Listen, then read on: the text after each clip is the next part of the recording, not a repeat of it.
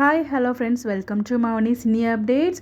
So இவங்க மீண்டும் இந்த ஒரு காம்போட இணைஞ்சிருக்காங்க. யார் என்னன்னு சொல்லி இந்த வீடியோவில் ஃபுல்லாக பார்க்கலாம்.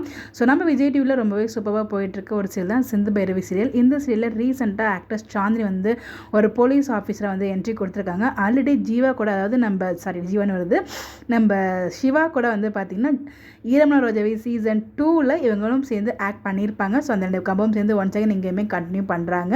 ஸ்னேகா வந்து போலீஸில் கம்ப்ளைண்ட் கொடுக்குறாங்க. அந்த ஒரு போலீஸ் ஆஃபீஸர் தான் வந்து பார்த்தீங்கன்னா நம்ம சாந்தினி வந்து என்ட்ரி கொடுக்குறாங்க. ஸோ சிந்துவுமே அரெஸ்ட் பண்ணி கூப்பிட்டு போகிறாங்க. பட் அங்கே அவ்வளோ டார்ச்சர் பண்ணுறாங்க சிந்துவை. பட் அப்போ கூட வந்து பார்த்தீங்கன்னா அவங்க பண்ண தப்பை வந்து அவங்க ஒத்துக்கல. ஸோ சிவா தான் காரணம், சிவா தான் எனக்கு கடத்திட்டு போய் கல்யாணம் பண்ணாரு அப்படின்னு சொல்லி இப்போ வரைக்கும் சொல்லிட்டு இருக்காங்க.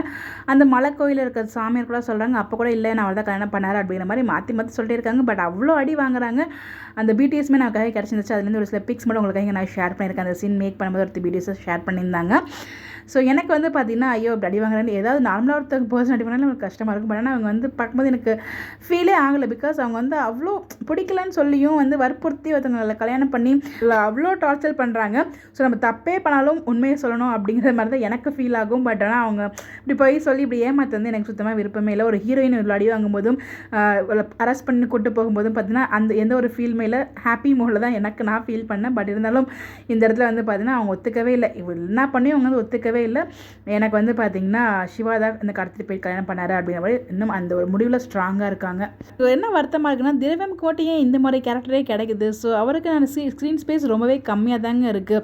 ஸோ ஈரமான ரோஜாவே சீசன் 1ல் நல்ல ஸ்க்ரீன் ஸ்பேஸ் இருந்துச்சு. பட் அங்கேயுமே டபுள் பேர் ட்ரிபிள் பேர் இருந்தாலும் ஒரு ஸ்க்ரீன் ஸ்பேஸ் அவங்களுக்கு கொஞ்சம் நல்லா இருந்துச்சு.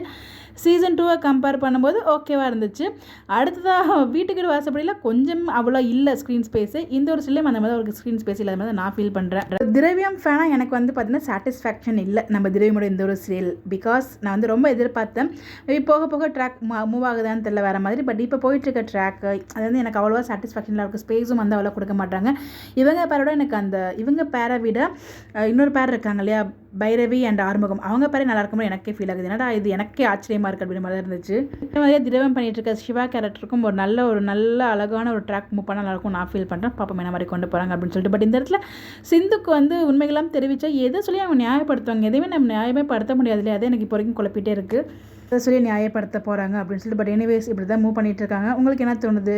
ஸோ போலீஸ் அரெஸ்ட் பண்ணிட்டு போனதான் நியாயம் நினைக்கிறீங்களா? உங்களுக்கு எப்படி ஃபீல் பண்ணுறீங்க அப்படிங்கிறது மறக்காமல் கமெண்ட்டில் ஷேர் பண்ணுங்கள். இந்த மாதிரி எப்படி தெரிஞ்சுக்க நம்மளோட சேனலை ஃபாலோ பண்ணிக்கோங்க. Bye bye.